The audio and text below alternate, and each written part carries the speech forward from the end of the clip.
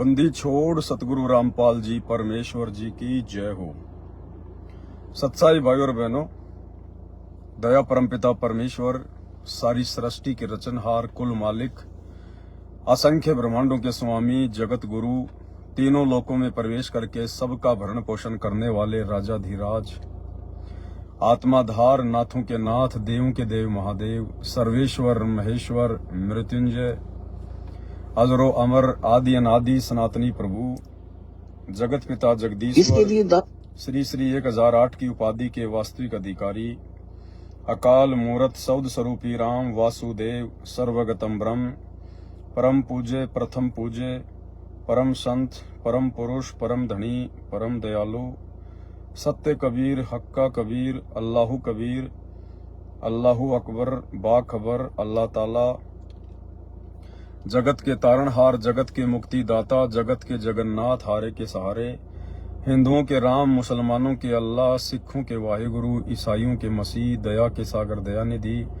करुणा के सागर करुणानिधि, स्वयंभू परिभू, संकट मोचन, कष्ट हरण, मंगल करण, दुख भंजन, अविगत कबीर, निर्विकार निर्विषम परमात्मा, अलय अलेख सतगुरु, आदि अनादि सतगुरु, असली मर्यादा पुरुषोत्तम, असली राम, असली कृष्ण, असली घनश्याम, असली मुरारी, राजाओं के राजा, महाराजाओं के महाराजा, शहंशाहों के शहंशाह, सम्राटों के सम्राट, भगवानों के भगवान, अल्लाहों के अल्लाह, प्रभुओं के प्रभु, मसीहाओं के मसीह, सच्चे वाहिगुरु, बाबाओं के बाबा, पीरों के पीर, सेठों के सेठ, जगत सेठ, सावड़सा सेठ, सर्वगुण संपन्न, अनंत कोटि कलाओं के स्वामी, अनंत कोटि ब्रह्मांडों के नायक, योगियों में महायोगी, ध्यानियों में महाध्यानी, सिद्धों में परम सिद्ध, ज्ञानियों में तत्व ज्ञानी, ब्रह्म ज्ञानी, महाज्ञानी, परम ज्ञानी, सर्वश्रेष्ठ ज्ञानी, विज्ञानी, युवा कबीर, समृत कबीर, असमवात, अमित ओजा, सच्चे रहनुमा, करीम अल्लाह, सुभान अल्लाह, दुनिया के अंतिम पैगंबर, 8 सितंबर 1951 से गांव धनाना, जिला सोनीपत, हरियाणा, भारतवर्ष की पवित्र भूमि पे प्रकट रियल कल की भगवान श्री नारायण साकार हरि, श्री बाबा साहेब सौद स्वरूपी राम, संत श्रोमणी सतगुरु रामपाल जी परमेश्वर जी के चरण कमल में साध संगति से जुड़े हुए देश विदेश से आप और हम सभी सत्सेवक भाई बहनों का अनंत कोटि दंडवत प्रणाम। सत्साई भाई और बहनों, दया पूज्य गुरुदेव भगवान की, सतगुरु रामपाल जी परमेश्वर जी के विशेष आशीर्वाद से, उनकी विशेष रजा से, उन्हीं के कर कमल से लिखित कबीर सागर के सरलार्थ के ऊपर वीडियो बनाने की श्रृंखला जारी है। रोजाना रात्रि 8 बजे Facebook page Pawan Das is live के ऊपर वीडियो लाइव चलते हैं और बहुत बड़ी मेहर परमपिता परमेश्वर आप और हम इस कलयुग की बिचली पीढ़ी वाले प्राणियों पर बख्शते जा रहे हैं। भाई और बहनों, जैसा कि दास ने आपको कल लाइव आकर प्रार्थना की थी कि भाई आज का लाइव वीडियो आप जरूर देखना, रात्रि 8 बजे का, बहुत ही ज्यादा महत्वपूर्ण है। परमात्मा ने विशेष रजा बख्शी है, दया बख्शी है। ये मौका हमें पुनः बार बार नहीं मिलेगा। ये साध संगतियां केवल कलयुग की बिचली पीढ़ी में ही परमात्मा रखवाते हैं। ये गुरुदेव भगवान के सत मिशन का एक मुख्य हिस्सा है, एक प्रमुख हिस्सा है। ये साध संगति के बिना हम भक्ति मार्ग के वो गूढ़ रहस्य, वो भेद प्राप्त नहीं कर सकते और उन गूढ़ रहस्यों को प्राप्त किए बिना, अपने गुरु को ही परमात्मा मानकर, इष्ट मानकर भक्ति किए बिना आप और हम कभी भी किसी भी कलयुग की बिचली पीढ़ी में मोक्ष प्राप्त नहीं कर सकते। तो बहुत बड़ी मेहर गुरुदेव की हो रही है। इस मेहर को आप और हम सभी भगत भाई बहनों ने इसी प्रकार से बरकरार रखना है। आज रात्रि 8 बजे दास के Facebook page Pawan Das is live के ऊपर जो लाइव वीडियो चलेगा वो सुल्तान बौद्ध के सारांश को लेकर ही चलेगा, क्योंकि सुल्तान बौद्ध के ऊपर 4 वीडियो बनेंगे। आज हमारा 3रे नंबर का वीडियो होगा और कबीर सागर के सरलार्थ का ये 34वें नंबर का वीडियो होगा। आज का वीडियो कल के वीडियो से भी कहीं ज्यादा महत्वपूर्ण है। यानी हर वीडियो में हमें गुरुदेव के आशीर्वाद से कुछ न कुछ नया सीखने को मिलता है। लेकिन आज का जो वीडियो है जो गुरुदेव भगवान ने बनवाया है, भाई और बहनों, अगर ये सुल्तान बोध के ऊपर जो 4 वीडियो बनने जा रहे हैं, आज तीसरे नंबर का वीडियो चलेगा, 2 वीडियो पहले बन चुके हैं, 1 वीडियो कल चलेगा। अगर वास्तव में हमें अपनी भक्ति को सफल करना है, वास्तव में हमें एक नेक भगत बनना है, सच्चा मुच्चा भगत बनना है, दास बनना है, तो भाई और बहनों, सुल्तान बोध के ऊपर बन रहे ये 4 वीडियो ही काफी हैं। परमेश्वर कहते हैं ज्ञान का और घाम का चमका सा ही होता है, समझदार को संकेत ही काफी होता है। हम कैसे अपनी भक्ति को सफल कर सकते हैं, कैसे हम सार शब्द के योग्य बन सकते हैं, कैसे हम अपने गुरुदेव भगवान के हृदय में उनके चरणों में जगह बना सकते हैं, और कैसे इस काललोक से हमारा पीछा छूट सकता है। सुल्तान बोध के ये 4 वीडियो काफी हैं। तो आज रात्रि 8 बजे जो वीडियो चलेगा सुल्तान बोध के ऊपर, परमात्मा ने अजब गजब की बातें अपने कर कमल से कबीर सागर के सरलार्थ में लिखी हुई हैं। आज तक गुरुदेव ने 30 वर्षों में सैकड़ों बार सुल्तान इब्राहिम की कथा हमें सुनाई है, लेकिन परमेश्वर ने उन बातों का कभी भी जिक्र नहीं किया जो बातें परमेश्वर ने कबीर सागर के सरलार्थ में लिखकर छोड़ दी हैं। ये परमात्मा ने केवल साध संगतियों के लिए ही छोड़ना था। ये सारे भेद परमेश्वर ने साध संगतियों के माध्यम से ही उजागर करवाने थे। तो दया बख्शी है परमात्मा ने, बहुत बड़ी मेहर है। दास भी नहीं सोच सकता था कि इतने गहरे गहरे रहस्य गुरुदेव भगवान ने कबीर सागर के सरलार्थ में छुपा के रखे हुए हैं,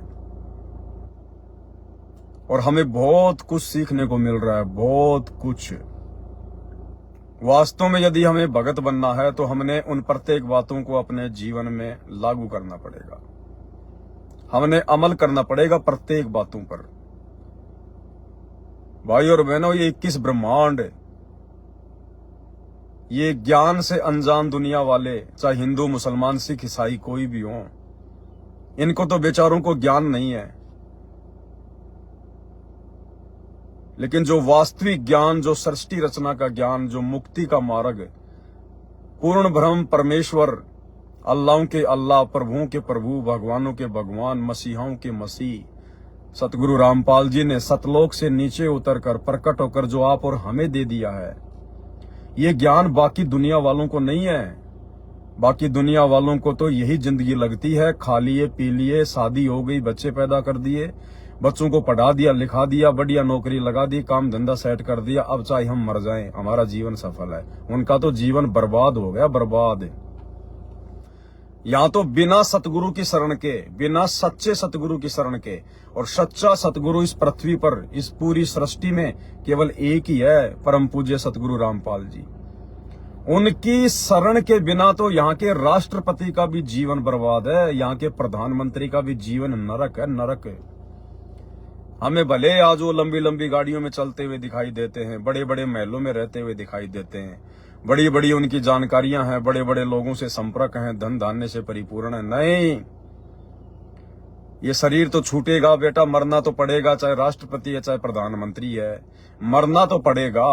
और मरने के बाद फिर बिना सत भक्ति के, बिना सच्चे गुरु की शरण के वो राष्ट्रपति कहाँ जाएगा, वो प्रधानमंत्री कहाँ जाएगा, फिर भगवान बताते हैं कहाँ जाएगा। एक हरि की भक्ति बिन राजा गधा होए, और माटी लदे कुम्हार की घास न डाला कोई। एक हरि की भक्ति बिन औरत कुतिया होए, और गली गली भोकत फिरे, टूक न डाला कोई। फिर ये होगा उनके साथ, वो चाहे स्त्री है या पुरुष है, राष्ट्रपति है या प्रधानमंत्री है, फिर उनके साथ ये बीतेगी। फिर वो कुतिया बन के गलियों में घूमेंगी, नंगी, जो आज 2-2 लाख की साड़ियां पहनती हैं, फिर वो कुतिया बन के गली में नंगी घूमेगी 1 रोटी के टूक के लिए। और वो देश का प्रधानमंत्री हो, चाहे राष्ट्रपति हो, चाहे कितना बड़ा क्यों ना व्यक्ति है, अगर वर्तमान में सतगुरु रामपाल जी की शरण में नहीं आए, अगले जन्म में सीधा गधा बनता है, राजा गधा। अरे जब मार्कंडे पुराण में लिखा हुआ है देवताओं का राजा इंद्र मरने के बाद में सीधा गधे की योनि में जाता है, तो पृथ्वी के राजा की क्या औकात है? पृथ्वी के एक छोटे से टुकड़े की एक देश के राजा की भला क्या औकात है? ये परमात्मा की अमर वाणी है कि एक हरि की भक्ति बिन राजा गधा होए और माटी लदे कुम्हार की घास न डालो कोई। फिर ये कष्ट भोगने को आज तो हम अपने घर में, परिवार में, अपने काम धंधे में थोड़ा सा सुख हो गया, बस उसी को सब कुछ मान लिया। आज तो हम लोग निष्फिक्र होके बैठे हैं, कल को क्या बीतेगी। और जरूरी नहीं है कि 80 साल के बाद ये शरीर छूटेगा। इस शरीर का भी कोई भरोसा नहीं है, ये भी मिट्टी का पुतला है, पानी का बुलबुला है। कब आपके साथ में क्या बीत जाएगी कोई भरोसा नहीं है किसी भी प्रकार का। तो भाई और बहनों, हम अपने इस मनुष्य जन्म को सफल करें। आज हमें परमपिता परमेश्वर, सारी सृष्टि के मालिक ने, उस मौला ने, उस अल्लाह ने आके आज हमें जानकारी उपलब्ध करवा दी है। अब हम पीछे ना हटें। आप और हमारे ऊपर गुरुदेव ने मेहर कर दी, हमारा ज्ञान योग खोल दिया, हमें ज्ञान समझ में आ गया, तो कम से कम हम अपनी आत्मा का कल्याण करवाएं। अन्यथा आज तो हम स्त्री या पुरुष हैं, ये मानव शरीर प्राप्त हैं, कल को शरीर छूटेगा, ये तो भिखारी का भी छूटेगा, राजा का भी छूटेगा। फिर हमारे साथ में क्या बीतेगी, फिर हम कहाँ जाएंगे, क्या बनेगी फिर हमारे साथ में। तो भाई और बहनों, आगामी जो दुख हैं उन दुखों को केवल संत आकर समझाते हैं, सतगुरु आकर हमें भविष्य की जानकारी देते हैं कि बेटा आगे क्या बनेगी। तो आप और हम भगत भाई बहनों ने हर प्रकार से अब अपने गुरुदेव भगवान के साथ शतलोक जाने की फुल टू फुल तैयारी करनी है। जिस प्रकार एक स्त्री, एक नवी नवेली दुल्हन जिस प्रकार अपने पति के साथ चलने को किस प्रकार से उतावली रहती है, अपने परिवार वालों को शो नहीं करती, बाहर वालों को शो नहीं करती, झूठे आंसू निकालेगी, लेकिन अंदर ही अंदर अपने पति के साथ नए घर में जाने के लिए मन में लड्डू फूट रहे होते हैं। तो इसी प्रकार भाई और बहनों, आप और हमने सत भक्ति अपनी पूर्ण करके आजीवन मर्यादा में रह के गुरु के प्रत्येक वचन में चलते हुए हमने दुनिया को नहीं देखना है, कौन क्या भक्ति कर रहा है, कौन कितना बड़ा सेठ है, किसका कितना बड़ा व्यापार है, किसके पास में कितनी सुविधा है, ये सुविधा कितने समय की, ये सुविधा कितने समय की, और वर्तमान में जो उनको सुविधा मिली हुई है। आज चाहे राजा को राज मिला हुआ है, किसी भी बड़े मंत्री को मंत्री पद मिला हुआ है, धनपति को धन मिला हुआ है, वो चाहे मुकेश अंबानी है, चाहे अनिल अंबानी है, चाहे देश का प्रधानमंत्री है, वो कितना बड़ा उद्योगपति है। आज यदि उस व्यक्ति को वो धन मिला हुआ है, वो राजपद मिला हुआ है, वो भी भक्ति से ही मिला हुआ है, वो भी उसके पिछले मनुष्य जन्म की भक्ति के प्रतिफल में मिला हुआ है। अन्यथा एक व्यक्ति रोड पे खड़ा होके दिए बाबा अल्लाह के नाम पे, अल्लाह के नाम पे, वो इतना बड़ा उद्योगपति, वो भी इंसान है, वो प्रधानमंत्री भी एक इंसान है, और रोड पे खड़ा होके सारा दिन भीख मांगने वाला भी एक इंसान ही है। उन दोनों इंसानों में इतना अंतर क्यों? एक रोड पे सो रहा है, एक महल में सो रहा है। क्योंकि जब पिछले जन्म में उनको ये मनुष्य जन्म प्राप्त था, उस समय जो आज धन प्राप्त है, उसने दान पुण्य किया था, उसने भक्ति की थी। अगर वो सत भक्ति कर लेता, सच्चे गुरु की शरण में आके भक्ति कर लेता, तो उसका सदा सदा के लिए पीछा छूट जाता। आज उसको ना राष्ट्रपति बनना पड़ता, ना धनपति बनना पड़ता, वो तो यहां से भी अरबों खरबों गुना ज्यादा सुख सतलोक में भोगता, सतलोक में, और ना कभी मरना था फिर वहां पे। तो भाई और बहनों, और जिस व्यक्ति ने अपने पिछले जन्म में दान धर्म किया नहीं, भक्ति की नहीं, कोई शुभ कर्म किए नहीं, आज उसको मनुष्य जन्म तो मिल गया 84 लाख योनियां भोगने के बाद, लेकिन भिखारी का। इसलिए परमात्मा कहते हैं देते को हरि देत है। यदि आज हम दान धर्म करेंगे सच्चे गुरु को, ऐसे नहीं कि रोड पे चलते भिखारी को दान कर दिया, नकली गुरुओं को दान कर दिया, वो नहीं। दान भी सुपात्र को करना है, और सुपात्र केवल पूरी पृथ्वी पर सतगुरु रामपाल जी हैं, दूसरा कोई दान लेने का अधिकारी नहीं है। तो परमात्मा कहते हैं देते को हरि देत है, और जहां तहां से आण सो कारण बना देगा परमात्मा, कैसे भी धन देगा अपनी प्यारी आत्मा को। तो मालिक कहते हैं देते को हरि देत है, जहां तहां से आण अण देवा मांगत फिर साहिब सुने ने कान। तो हम तो प्रार्थना करेंगे जितने भी समाज के भाई हैं जो अनुपदेशी हैं, अभी संत रामपाल जी की शरण में नहीं है, भाई आप चाहे किसी भी जाति से हैं, किसी भी धर्म से हैं, किसी भी मजहब से हैं, संप्रदाय से हैं, आप जी संत गुरु रामपाल जी के सत्संग अविलंब सुनना शुरू कीजिए। ये मनुष्य जन्म भी आपको सतगुरु रामपाल जी की ही दया से प्राप्त हुआ है, क्योंकि अभी आप इस आध्यात्मिक रहस्य को समझ नहीं पा रहे हैं। आप चाहे मुसलमान हैं, हिंदू हैं, सिख हैं, ईसाई हैं, चाहे जापान के हैं, चाहे अमेरिका के, चाहे अफ्रीका के, चाहे हिंदुस्तान के, आज जो मनुष्य जन्म मिला हुआ ना पूरे विश्व में, जो 8 अरब स्त्री पुरुषों को, ये मनुष्य जन्म भी सतगुरु रामपाल जी परमेश्वर जी की विशेष दया से मिला हुआ है। यही पूर्ण ब्रह्म परमात्मा है जो आज एक मनुष्य की तरह लीला कर रहे हैं धरती पे प्रकट होके, आप और हम आत्माओं के लिए। तो जब तक ज्ञान नहीं सुनेंगे, किसी के प्रवचन नहीं सुनेंगे, तो आपको पता कैसे चलेगा, ज्ञान कैसे होगा आपको। तो सत्संग सुनिए। सारा दिन मोबाइल में बकवाद भी तो सुनते हैं, ये दुनिया भर के शॉर्ट वीडियो, रील वगैरह जो हमारा दिमाग खराब करते हैं, हमारे अंदर कुविचार पैदा करते हैं, हमारे विचारों को गंदा करते हैं, मलिन करते हैं। अश्लील गंदे गंदे वीडियो भी आप लोग देखते हो सारा दिन। क्या मिलता आप लोगों को? कुछ नहीं मिलता। आपका समय और समाज दोनों की बर्बादी होती है। संत के प्रवचन सुनिए उसी मोबाइल में। ये मोबाइल भी सतगुरु रामपाल जी भगवान ने दिए हैं, अन्यथा आपके रामचंद्र जी चले गए, श्री कृष्ण जी चले गए, हजरत मोहम्मद जी चले गए, उन्होंने एक छोटा सा मोबाइल भी नहीं बनाया, एक छोटा सा मोबाइल भी नहीं बना पाए, गर्मियों के लिए एक पंखा भी नहीं बना पाए वो। ये 20-30 साल के अंदर ही परमात्मा ने सब कुछ क्यों दिया है? क्योंकि 8 सितंबर 1951 को सतगुरु रामपाल जी धरती पे आ चुके थे और उन्होंने हमसे भक्ति करवाने के लिए, हमारा समय बचाने के लिए, ये वैज्ञानिक उपकरण हमारे भक्ति में सहयोगी है। आज इसी वैज्ञानिक उपकरण के माध्यम से मैं आप सैकड़ों भाइयों के साथ में लाइव आ रहा हूँ। मैं एक जगह बैठ के हजारों तक अपनी बातें पहुंचा रहा हूँ। ये उसी परमेश्वर ने दी हमें सोशल मीडिया। हमने इसका दुरुपयोग नहीं करना, हमने इसमें बकवाद नहीं देखनी, हमें इसमें भगवान देखना है, भगवान। अन्यथा परमात्मा के दोषी बनेंगे, उल्टे लटकाए जाएंगे धर्मराज के दरबार में। तुमने उस दरगाह का महल नहीं देखा, धर्मराज के तिल तिल का लेखा। तो भाई और बहनों, आप सभी से प्रार्थना है, विनती है, सभी भाई बहन सतगुरु रामपाल जी परमेश्वर जी के यूट्यूब पर सत्संग सुनना शुरू कीजिए। अपनी आत्मा के पति को पहचानिए। परमात्मा साकार है, आप और हमारे जैसा ही है, धरती पे प्रकट है।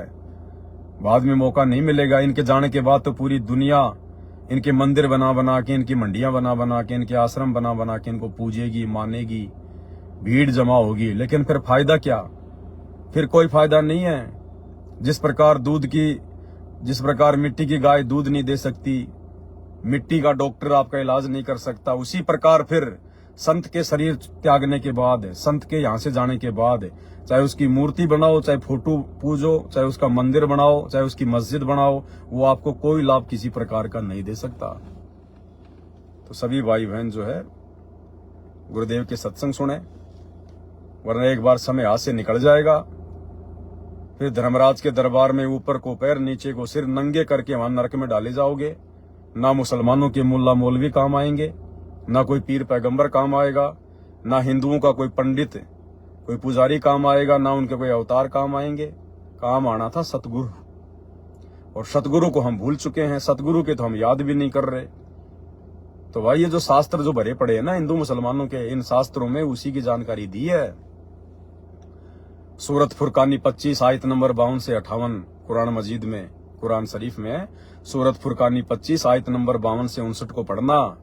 उस परमात्मा का नाम तक लिखा हुआ है, वो कबीर परमात्मा है, वो कबीर परमात्मा।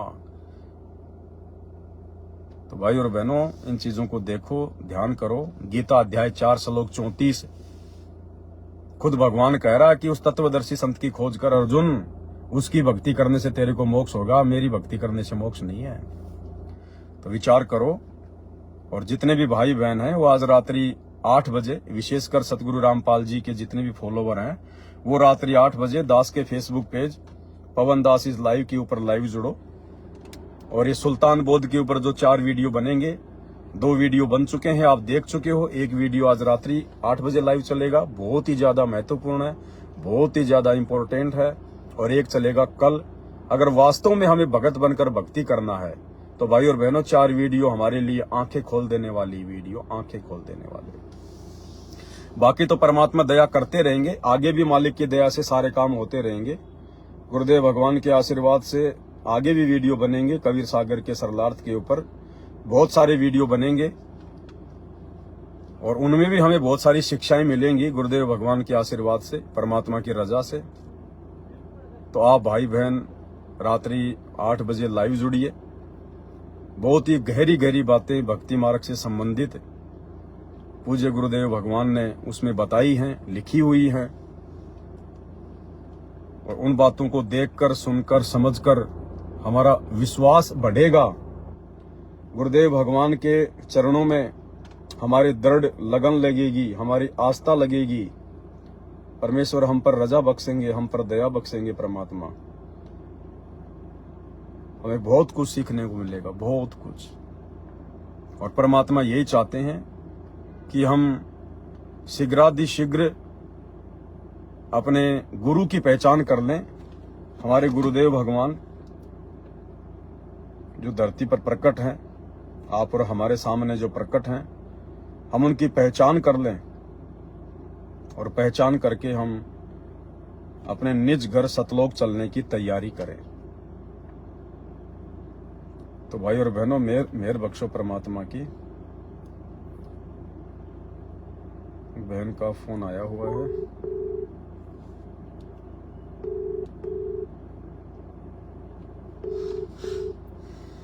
हाँ, कर रहे हैं भाई सत्साई। हेलो सत्साई बहन जी। सत्साई भाई, सत्साई। हाँ, लगा रहे हैं, फोन लगा रहे हैं। नहीं बहन जी, मैंने कर दिया आपको, आप बोलिए। अरे सॉरी भाई, दिमाग। कोई बात नहीं, बोलिए। हाँ, दासी ये कह रही थी कि जैसे भाई बहनों से बात करते समय ना कुछ शंका हो रही है। पता चला है कि जैसे कि हम सुबह तो नहा लेते हैं अपने शारीरिक शुद्धि के लिए, मतलब साफ सफाई के लिए जी। सुबह तो नहा लेते हैं, लेकिन इसीलिए तो नहाते हैं कि मतलब हमारा शरीर साफ रहे, अपना नित्य नियम करना है, अपनी भक्ति बोध उठानी है, आरती करनी है। तो दासी को लगता है कहीं ना कहीं कि नहाने से भी हमारे कोई फायदे नहीं होते हैं, क्योंकि नहाने के बाद भी हम बाथरूम करते हैं, तो बिना पानी के ही करते हैं, तो फिर नहाने से क्या फायदा है।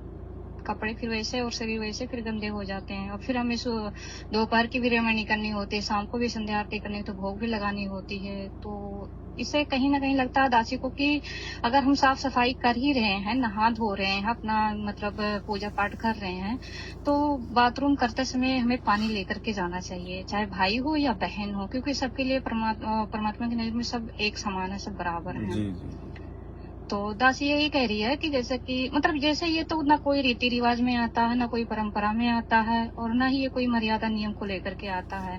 बाकी दासी को यही लगता है कि हमें मतलब नहा धो रहे हैं सुबह, तो दिन में भी हम साफ सफाई रहें, मतलब 24 घंटे हमारा शरीर साफ रहे, कि हम किसी भी तरीके से परमात्मा का भक्ति बोध कभी भी उठा करके पढ़ सकते हैं, कर सकते हैं, भोग लगा सकते हैं। तो पानी लेकर के ही जाना चाहिए, भाई हो या बहन हो।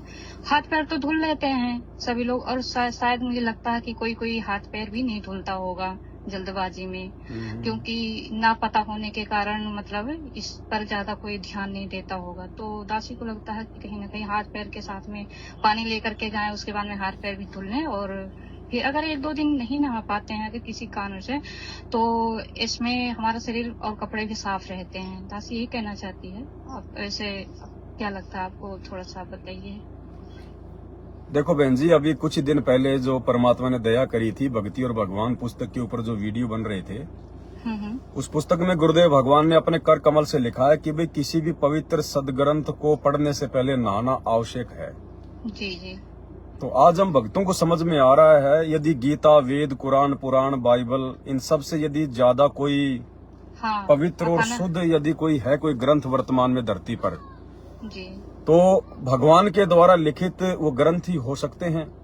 जी। तो आज सतगुरु रामपाल जी परमेश्वर जो स्वयं परमात्मा है, परमेश्वर है, अल्लाह है, आज उन्होंने जितनी भी पवित्र जो पुस्तकें हैं जो लिखी हैं, ये दुनिया के सबसे बड़े जो है वो ग्रंथ है जी, बिल्कुल। और विशेषकर गुरुदेव भगवान ने हमें तीनों समय की आरती जो दी है, जो भक्ति बोध दी है, जी, वो सबसे बड़ा ग्रंथ है। बिल्कुल बिल्कुल, सबसे बड़ा अपना ग्रंथ है। हाँ, क्योंकि वो डायरेक्ट उस परमेश्वर ने लिखा है, डायरेक्ट उस परमात्मा ने लिखा है। बिल्कुल, और सभी मतलब ग्रंथों का इसमें निष्कर्ष भी है, मतलब ये एक जड़ी बूटी है हमारे लिए सबसे महत्वपूर्ण। बाकी जितने भी ग्रंथ हैं वो तो परमात्मा ने आप और हमारे जैसे जीवों में प्रेरणा करके, जैसे वेद व्यास जी में प्रेरणा करके 18 पुराण लिखवा दिए, जी जी, गीता जी लिखवा दी, लेकिन आज तो परमेश्वर ने खुद अपने हाथों से लिखी है। बिल्कुल तो उससे बढ़कर कोई भी शुद्ध और पवित्र ग्रंथ धरती पर नहीं हो सकता, बिल्कुल बिल्कुल है ना। और दूसरी बात, जब जितने भी जो ये धर्म के मानने वाले हैं, नादानी में, अनजाने में, हिंदू, मुसलमान, सिख, ईसाई, ये भी अपने अपने धर्मों की जो पुस्तकें पढ़ते हैं, जिनमें ज्ञान भी पूरा नहीं है, जिनमें समाधान भी पूरा नहीं है, ये लोग भी नहा धोकर या फिर हाथ पैर धोकर ही उन ग्रंथों को देखते हैं और पढ़ते हैं। भैया दासी तो यहाँ तक देखी है, जैसे कि मतलब अन्य जो मंदिर में जो रहते हैं, जो नकली गुरु हैं, जो नकली मतलब ये पंडित हैं, काजी मुल्ला हैं, हम इनको भी देखते हैं। जैसे ये अपने मतलब मंदिर में जाते हैं तो ये हमेशा मतलब साफ सफाई से मतलब पानी लेकर के ही जाते हैं। दासी ने भी बहुत लोगों को देखा है, और ये नहा धो करके ही अपना वो धर्म ग्रंथ को उठाते हैं। तो हमारे परमात्मा ने हमें सबसे बड़े मतलब ग्रंथ दे दिए हैं, तो हमें भी उसको शुद्धता से उसको मतलब उठानी चाहिए, करनी चाहिए, उसका पूजा पाठ है। बिल्कुल। अब इसमें ये है बहन जी, देखो जी क्योंकि हम लोग बार बार नहीं नहा सकते हैं, क्योंकि हम जी, जिस जी। युग में जी रहे हैं ना, जी इस युग में काल ने हमारे को इतनी टेंशन दे रखी है, हमारे को इतने ज्यादा खर्चे दे रखे हैं। बिल्कुल कभी बच्चों की फीस आ गई है, कभी घर में ये लाना, कभी मकान बनाना, कभी ये करना, किसी का उधार देना। जी तो आदमी दिन में 3 बार नहा धो के अपना नित्य नहीं कर कर्म सकता नहीं है। कर सकता है। जी बिल्कुल। तो परमेश्वर ने हमें सुबह के लिए कहा है कि सुबह तो आपको कम से कम नहाना चाहिए।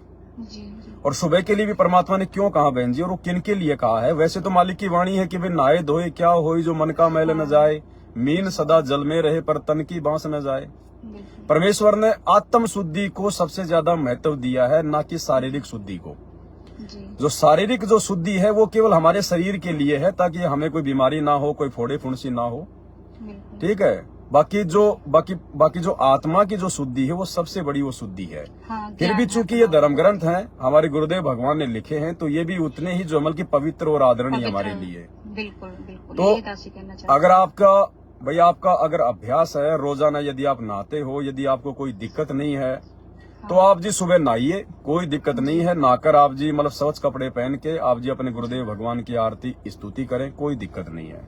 जी लेकिन क्या होता है बहन जी, चूंकि अब जैसे सर्दी का टाइम आ गया, जी अब बहुत सारी माता बहनें हैं, कोई जैसे मतलब की बुजुर्ग माता बहनें हैं, छोटे छोटे बच्चे जी, जी। हैं, वो ज्यादा सर्दी में नहीं नहा पाते हैं। जी तो ऐसे में बहन जी हमें एक विशेष तौर पर ध्यान रखना पड़ेगा। जी उन माता बहनों को या उन भाइयों को तो सुबह उठकर नहाकर ही नित्यम करना कंपलसरी है, जरूरी है। जो अभी विषय वासनाओं में है, जो रात्रि में पति पत्नी मिलन करते हैं, जी जी उनको तो सुबह चाहे सर्दी हो, चाहे गर्मी हो, चाहे कुछ भी हो, यदि वो नित्य नियम करें उठकर, तो जिन्होंने रात्रि में शारीरिक संबंध बनाए हैं, या वैसे भी जैसे भाई पति पत्नी साथ में सोए हैं, भले शारीरिक संबंध उन्होंने नहीं बनाए हैं, तो भी उनको तो सुबह नहाकर ही नित्य नियम करना पड़ेगा, क्योंकि वो शुद्ध नहीं है, ना उनके कपड़े शुद्ध है, ना उनका शरीर शुद्ध है। बिल्कुल बिल्कुल सही है। तो विषय वासनाओं में जो अमल के रंगे हुए हैं, उनको तो सुबह नहाकर ही आरती करनी पड़ेगी, इसमें कोई दो राय नहीं है, यदि वो उसका पूर्ण लाभ लेना चाहते हैं तो। बिल्कुल। बाकी जो माता बहनें विषय वासना से दूर हैं, शारीरिक जो है संबंध से दूर है, जी जी तो उन भाई बहनों को फिर नहाने की विशेष कोई आवश्यकता नहीं है। वो चाहे तो अपना हाथ मुंह धो के, अपना फ्रेश होके, वो जैसा भी है वो अपनी जो अमल की आरती करें। जी दूसरी बात, वो हमारी बहनें जिनकी अभी रमणी नहीं हुई, जिनकी भी शादी नहीं हुई है, और यदि उनका पीरियड का समय चल रहा है, तो उनसे प्रार्थना है कि भाई जैसे कपड़े हमारे जो है वो गंदे हो जाते हैं, कहीं न कहीं हमारे मतलब की हाथ भी लग जाते हैं, हाँ तो बिल्कुल। वो भी नहाएं। उनके लिए भी नहाना बहुत जरूरी है। जो पीरियड है कोई लंबा नहीं होता है, 3 या 4 दिन का होता है नॉर्मली, जी बिल्कुल। तो वो भी नहाकर ही अपनी आरती करें। कुछ है 5 दिन, हाँ। कम से कम 5 दिन उनको अति आवश्यक है हाँ। नहाना, उसमें जरूरी है नहाना।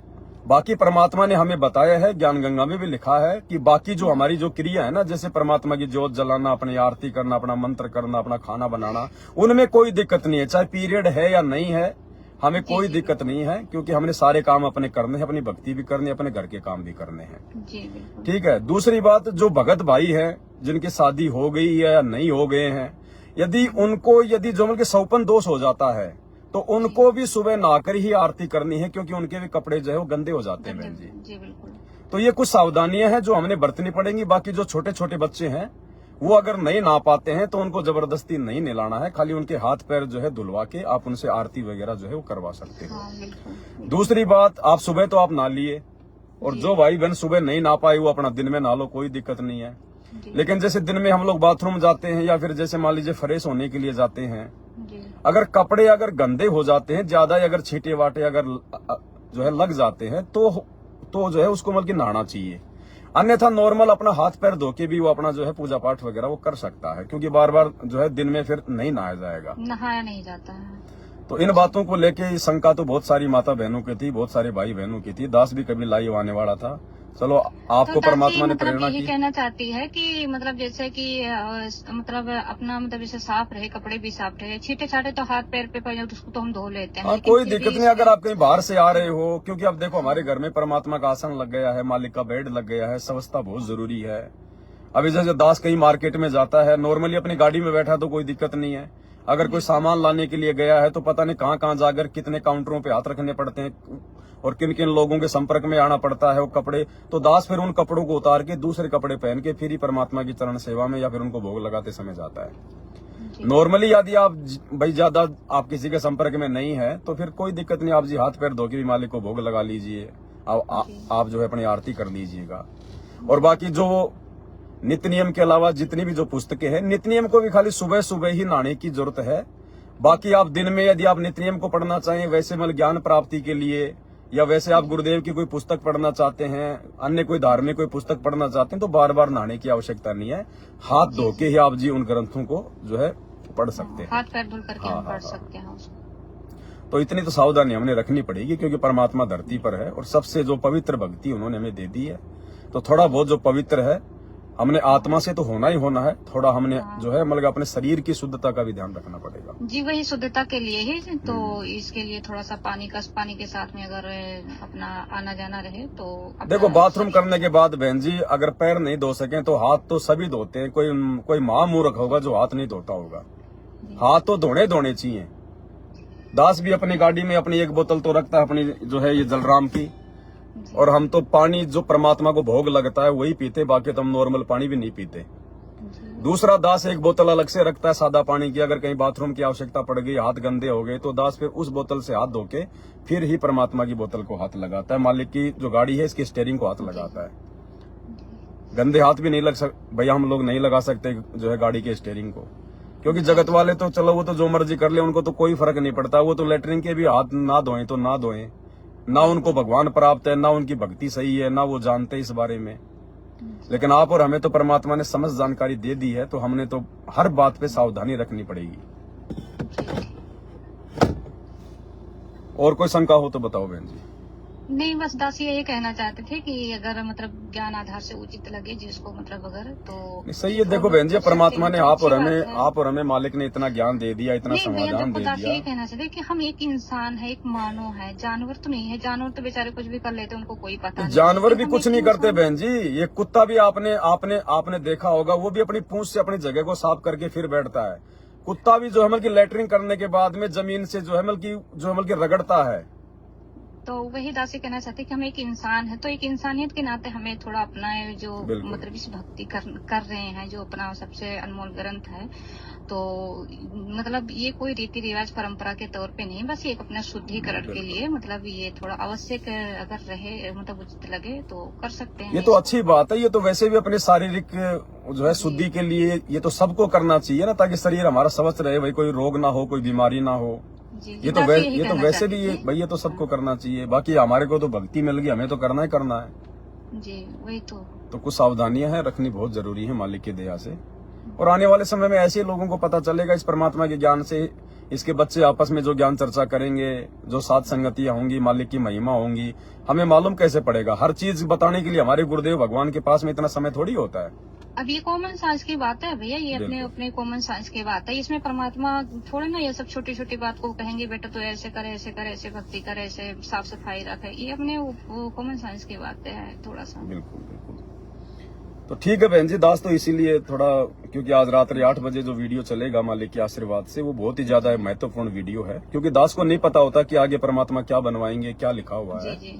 दास तो वीडियो बनाता है उससे आधे घंटे पहले परमात्मा की दया से भैया ये जो बन रहे हैं, दासी को तो बहुत ज्यादा मतलब रोना आ जाता है देख करके, आत्मा में इतनी मतलब फूट करके रोना आ जाता है कि परमात्मा हमारे लिए कैसे कैसे मतलब खेल खेलते हैं, कितना दुख उठाते हैं, कितना कष्ट उठाते हैं। और ये जो नेकी और सम्मान की जो इसमें परमात्मा ने वो प्रकट मतलब बताए थे, आप लाइव में बता रहे थे कि उन्होंने सम्मान ने अपने बेटे का सिर नहीं काटा था। ये परमात्मा का ही सूक्ष्म रूप है।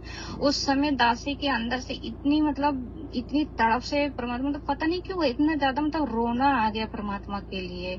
उस समय आंखों से दासी के आंसू आ गए और खुशी भी अंदर से हुई कि परमात्मा देखो कैसे कैसे खेल खेल कर हमारे कर्म बनाते हैं। अब बहन जी आप विचार करो, जब सम्मन एक मर्द था, जब उसके मन में अपने बेटे को लेकर वो चीज आ गई कि भैया अगर मेरे पास धन होता तो बेटा नहीं काटना पड़ता, तो नेकी तो माँ थी जी। फिर वो माँ कैसे पार हो गई भाई? जी बिल्कुल, यही माँ की ममता तो अपने बच्चों में बाप से भी 100 गुना ज्यादा होती है। जी बिल्कुल, तो ये सारा खेल परमात्मा का था, उसका माल का अहंकार तोड़ने के लिए, बाजिद को शिक्षा देने के लिए, और हम पिछली पीढ़ी वाले भक्तों को ये बताने के लिए कि भक्ति अगर हल्के में लोगे तो बात नहीं बनेगी। अपने गुरु के लिए तो अपना तन मन धन सब कुछ कुर्बान करके चलना पड़ेगा। बिल्कुल भाई बिल्कुल, यही दासी को बहुत तेज खटकी अंदर से कि हाँ ये आप जो बातें बोल रहे हो परमात्मा के ज्ञान आधार से, और परमात्मा ही ये वीडियो बनवा रहे हैं ताकि हमें जो हमारे अंदर जो अभी तक समा नहीं पाई है वो समा जाए, वो दृढ़ता वो विश्वास हमारे अंदर आ जाए। तो दासी को बहुत तेज खटकी थी इस बात को, और अंदर से खुशी भी हुई और रोना भी आ गया परमात्मा के प्रति कि बिल्कुल यही परमात्मा ही खेल खेल रहे थे। ये ना तो नेकी की बात बस की थी, और ना ही ये सम्मान की बस की थी बेटे के सिर काटना। नहीं काट सकते बहन जी। जी। अब आप एक बात बताओ, राजा मोर ध्वज और उसकी पत्नी अपने बेटे का आरे से सिर कैसे काट देंगे? नहीं भैया, ये जीव की बस की बात है। और गुरुदेव ने क्या बताया? कोई कर ही नहीं सकता है। और गुरुदेव ने क्या बताया? जब मोर ध्वज का आधा जब उसका तामर ध्वज का आधा सिर वो कट चुका था जी। उसके बाद वो रोने लग गया। और फिर जब श्री कृष्ण जी ने पूछा कि भाई तू रोया क्यों, अब मेरा शेर तेरा मांस नहीं खाएगा, बोला जी आप तो जाने जान हो, मैं रो इसलिए नहीं रहा कि साहब मैं भाई मेरा ये जा रहा है, मेरा शरीर जा रहा है या कुछ और हो रहा है, मैं तो इसलिए रो रहा हूँ कि आपने ये कहा था कि मेरा शेर केवल 22 साइड का ही मांस खाएगा, शरीर के आधे हिस्से का नहीं खाएगा। तो मैं इतना निकम्मा हूँ कि शरीर मेरा आधा हिस्सा नहीं खाएगा, मैं तो आधा ही पुण्य प्राप्त कर पाऊंगा। अब बताओ, जिसका आरे से आधा सिर काट दिया गया बहन जी, वो बोलने की स्थिति में होता है क्या? नहीं नहीं है? वो तो एक कहीं चोट लग जाती है तो उस चोट के आगे हमें कुछ दिखाई नहीं देता, और उसके एक उंगली का नाखून उतर जाए, अगर दरवाजे के बीच में अगर उंगली आ जाए उसमें तो हम लोग के रोने लग जाते हैं। आधा सिर आरे से काट दिया, वो ऐसे बात करेगा? नहीं बिल्कुल नहीं, ये सब खेल परमात्मा, सारा खेल परमात्मा का था। बिल्कुल। अर्जुन का भ्रम तोड़ना था, श्री कृष्ण रूप में भी भगवान ही गया था। और फिर गुरु जी ने क्या बताया कि जो शेर उनके साथ में गया था वो कौन था? वो परमात्मा थे। जी, तो शेर भी परमात्मा ही था बहन जी। वहाँ पर वो जो है श्री कृष्ण जी का रूप भी उस समय जो है हमारे गुरुदेव भगवान ने बनाया था। परमात्मा नहीं, हाँ परमात्मा। और वो ताम्र ध्वज और उसकी पत्नी अपने बेटे का सिर आरे से नहीं काट सकते बहन जी। जब परमात्मा दया करते हैं ना, मालिक ने जब कोई लीला करनी होती है तो परमात्मा जीव की बुद्धि ऑफ कर देते हैं। जैसे आपने देखा होगा 2022 में आप और हमने हिसार में वो जो सुलेखा बहन थी उसके घर पे सात संगति रखी थी। बिल्कुल बिल्कुल। तो कितना विरोध चल रहा था मैनेजमेंट का, आप और हमारा, लेकिन परमात्मा ने 1 महीने पहले से दास की बुद्धि ऑफ कर दी और दास ने लाइव आके बोलना शुरू कर दिया कि फलाने दिन हिसार में सात संगति है, सभी भाई बहना और हम भी आएंगे। जबकि हम भूल गए, परमात्मा ने हमारी बुद्धि ऑफ कर दी रे कि वो तो मैनेजमेंट का जो है गढ़ है। अरे वहां और तुम पहले बता के जा रहे हो, बाकी जगह तुम कोई जिक्र नहीं करते, और हरियाणा में हिसार में जा रहे हो तुम पहले लाइव आ रहे हो।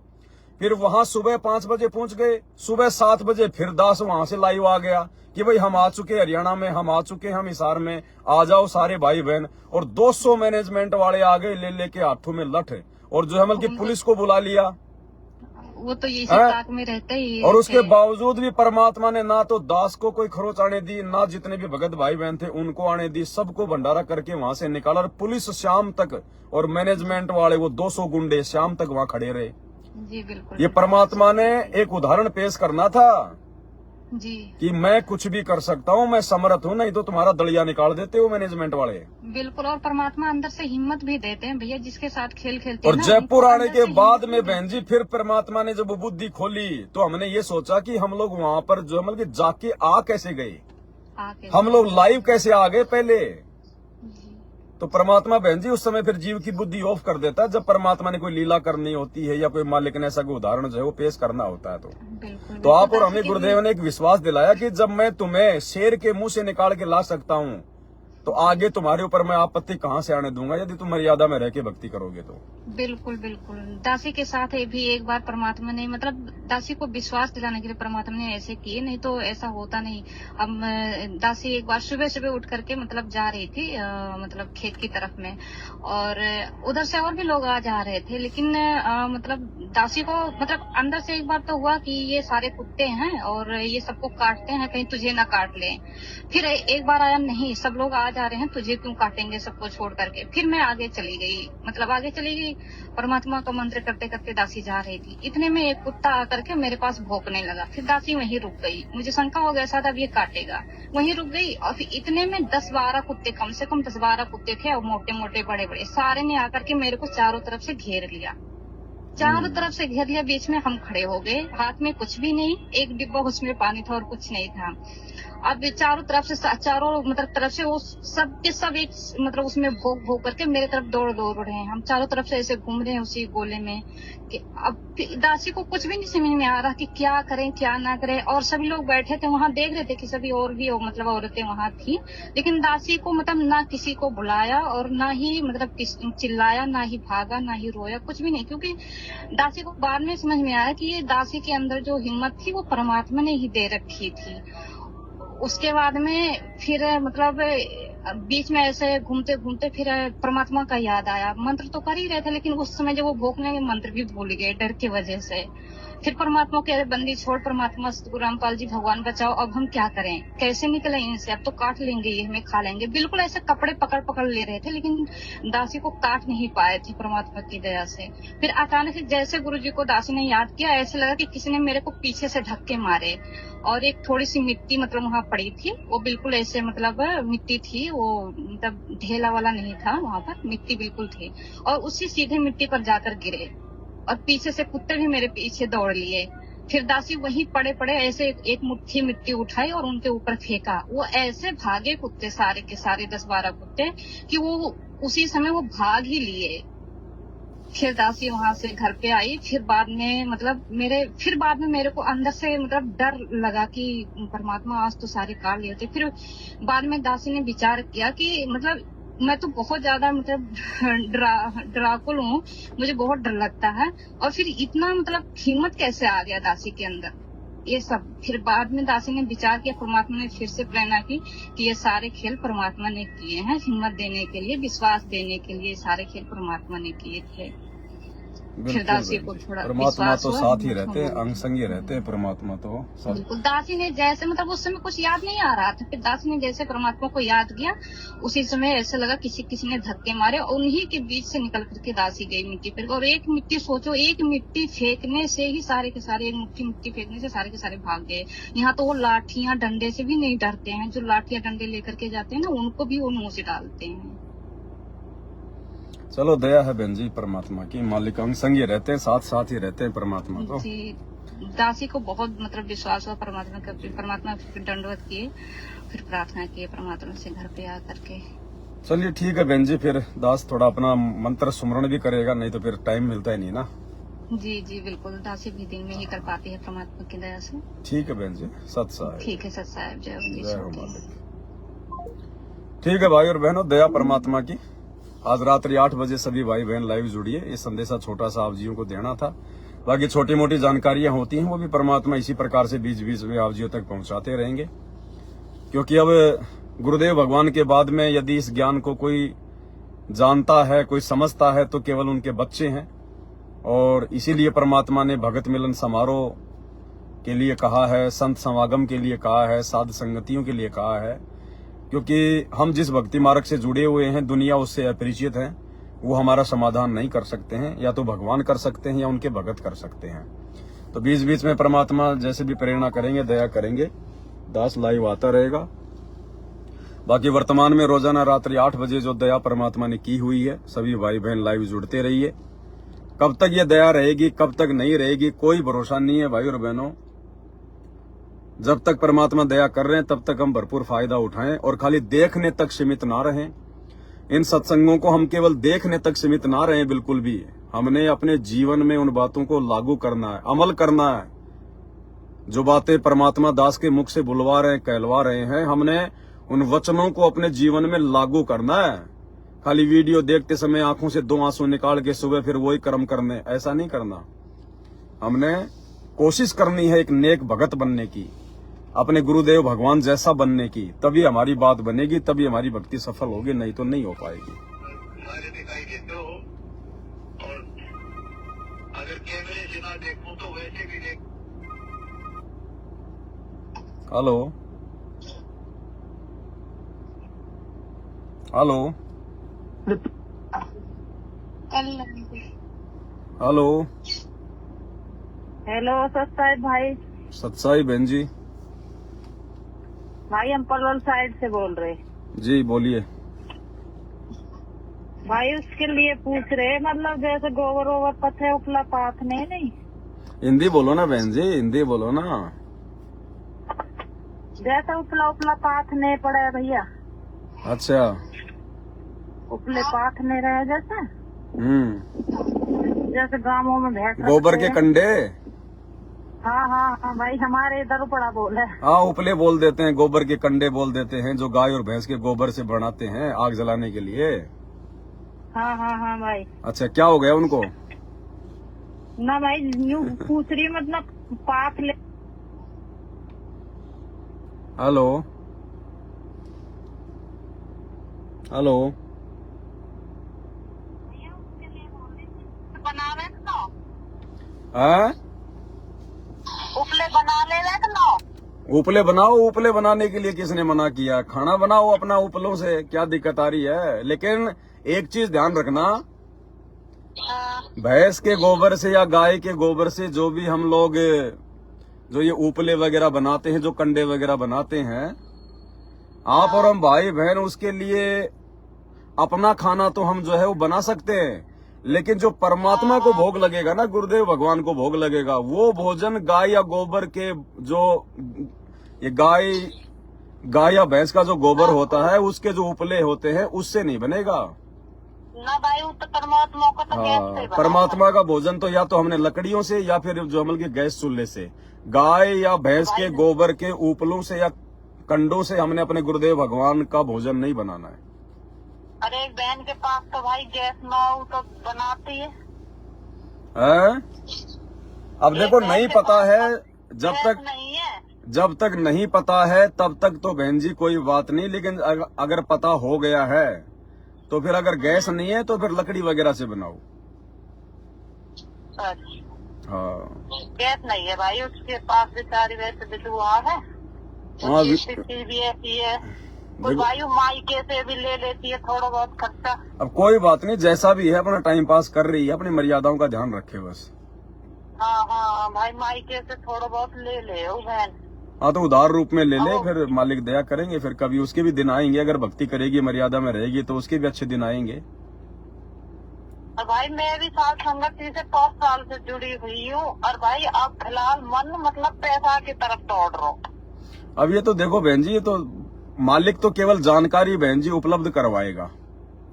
अब बाकी उस ज्ञान पे चलना ना चलना ये तो भगत को फिर अपने आप ही देखना पड़ेगा। कोई जबरदस्ती का मार्ग तो है ही नहीं कि साथ संगति से जुड़ गए तो बिल्कुल सारे काम ऑटोमेटिक ही ठीक होने लग जाएंगे। साथ संगति का मतलब है केवल आपका मार्गदर्शन किया जाएगा। आप और एक दिन भाई ऐसा सपना आया, मतलब पौनी हो रहा, मतलब 2 मंजिल मकान है तो उसके पीछे से पौनी ऐसा लग रहा है दूसरी मंजिल है भी ऊपर जाएगा।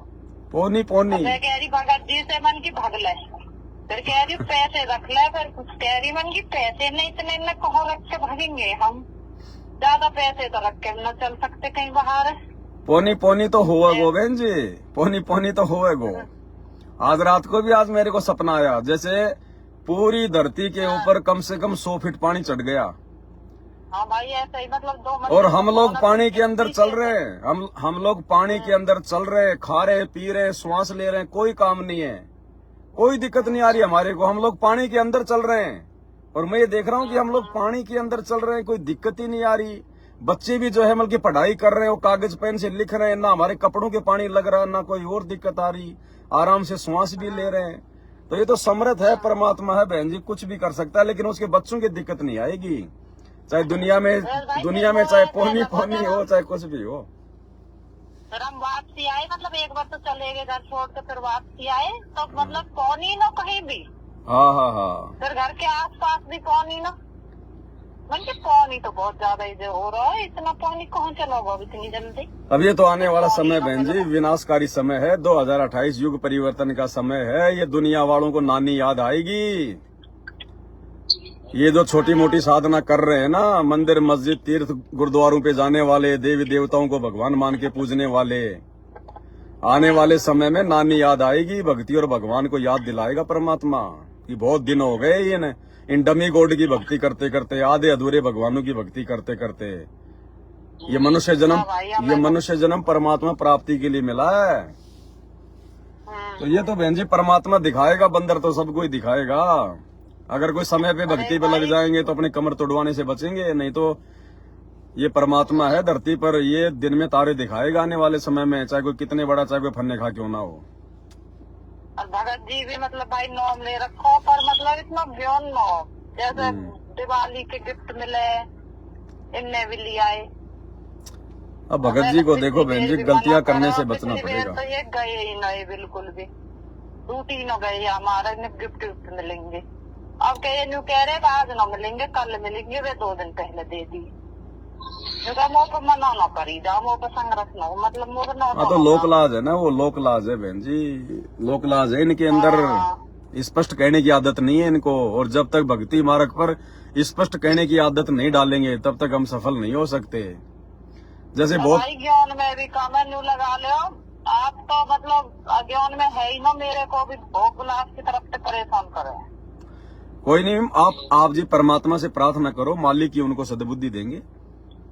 मैं भी नहीं कमन की मेरे मालिक या सुधारेगा जब मेरा बचाव होएगा, करेंगे परमात्मा सुधरेगा तो मेरा कैसे बचाव होएगा। भाई मैंने तो बेड भी लगा लिया परमात्मा को। कोई बात नहीं, बेड तो अच्छी बात है, परमात्मा का अच्छी बात है। अब जब हम गुरुदेव को भोग लगाएंगे तो क्या अलमारी में थोड़े लगाएंगे, हमने आसन तो लगाना पड़ेगा ना, तो परमात्मा का बेड लगा दिया, वो तो अच्छी बात है। बाकी भाई इतनी रुचि है मैंने बेड की बैग पटलेट ला दियो, गद्दा ला दियो, फल पलूट मंगाऊ, मालिक को सब कुछ लिया मैं एक बार के कहने से। वो तो जैसा करेंगे वैसा पाएंगे बहन जी, परमात्मा किसी का उधार नहीं रखता, मालिक ना जाने क्या दे देगा, कितना दे देगा, कहाँ से दे देगा। पर भाई इन सब चीजें न छोड़ पा रहा, जिसकी मैं आपसे बोल रही वो भी परमात्मा दया करेंगे बहन जी, वो भी मालिक ही दया करेंगे। भाई भक्ति न इतना भक्ति न बने फिर। अब देखो जब तक बहन जी विषय वासनाओं में पड़े हैं, भोग विलास में पड़े हैं, तो भक्ति तो हमारी बन नहीं पाएगी। ठीक है, हम जैसा कर रहे हैं वैसा परमात्मा दे देगा, लेकिन मोक्ष के लिए तो इन चीजों को त्यागना पड़ेगा। भाई मुक्ति तो चाहिए, मेरे को तो चाहिए, इसकी तो मुझे नहीं पता, पर मेरे को तो चाहिए। दूसरे की ठेकेदारी भी नहीं लेनी हमने दूसरे की ठेकेदारी भी नहीं लेनी, अपनी ही लेनी है। कोशिश करो, मालिक से प्रार्थना करो, अपने पति को भी समझाओ बहन जी। अब उनके बच्चे बड़े बड़े हो गए, बच्चे हमारे बाहर पढ़ रहे, अच्छी हैं, और अब भी मतलब इस उम्र में भी हम लोग अगर खोपड़ी में सफेद बाल आ गए, अब भी यदि हम इस कुक्रम से पीछे नहीं हटेंगे तो फिर कौन से दिन फिर हम लोग मतलब भगवान की तरफ आगे बढ़ेंगे।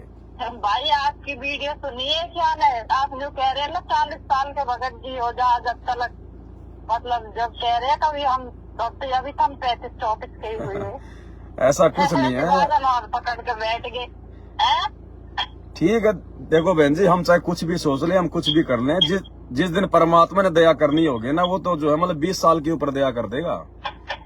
मैं तो भाई मैं तो आत्मा रो गए, और मालिक को तो कर पीछे छूटेगा मेरा, या मैं सद्बुद्धि देगा जब ही छूट पाएगा। भाई मोर डर लगे या तो कहीं मर्यादा टूट रही हो।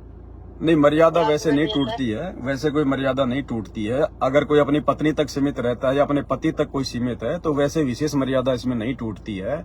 लेकिन बहन जी वही बात है, भक्ति का हम लोग जो है कि पूर्ण फायदा नहीं उठा पाते। मुक्त ना हुआ तो फिर कौन सा फायदा।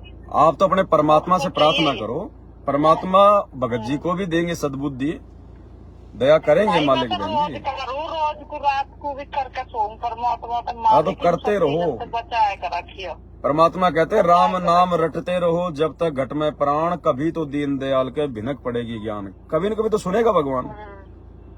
हमारी सुनी है तो आपकी भी सुनेगा, जब हजारों की सुन रहा है तो आप लोगों की भी सुनेगा। लेकिन हमारी भी अंदर से इच्छा होनी चाहिए उन चीजों से दूर होने की, तभी परमात्मा दया करते हैं। इच्छा है भाई कतई, पर यू है जब भगत जी का मन है तो वो फिर समय आएगा तो परमात्मा दया कर देंगे, उनको भी परमात्मा प्रेरणा करेंगे बहन जी। मालिक जब खेल खेलता है तो वो दोनों तरफ से खेलता है।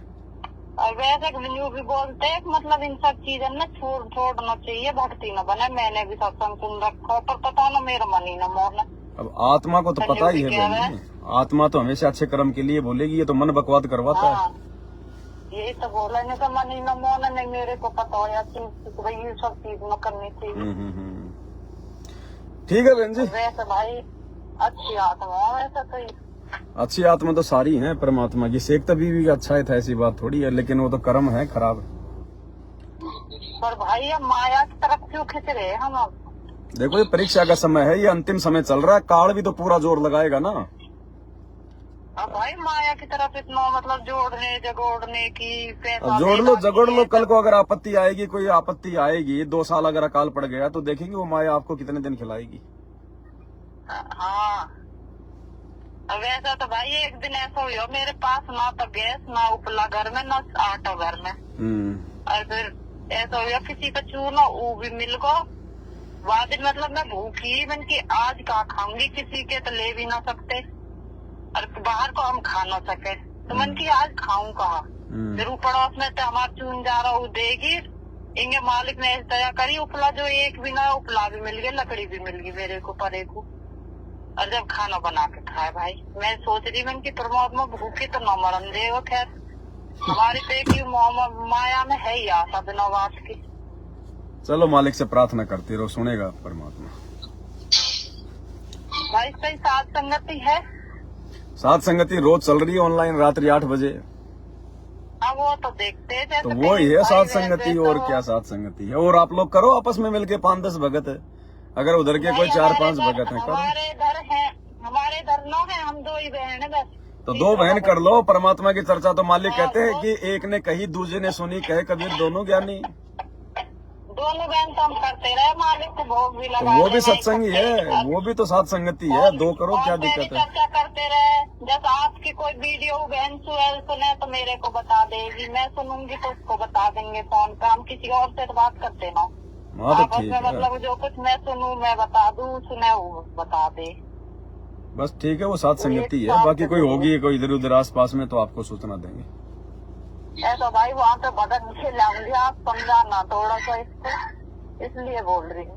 चलो कोई नहीं, कोई होगा तो बताएंगे, बाकी तो अपना परमात्मा का सत्संग में ध्यान दो। साथ संगति की वीडियो रोज आ रहे हैं, उन पे ध्यान दो। आप फोन नहीं उठाओ भाई, आज भी मोनिका दास है ना हिमाचल साइड से, उसने बताया था अभी थोड़ी देर पहले में। जैन पवन भाई अब लाइव चल रहे हैं, आप बात करने कह रहे हो, कर लो लाइव में तो। ठीक है, हाँ उसने ही बोला था भाई। चलो ठीक है बहन जी, है ठीक भाई, सत साहिब। ठीक है भाई और बहनों, नहीं तो और कोई फोन आएगा बीच में। अब बंदी छोड़, सतगुरु रामपाल जी भगवान की जय हो।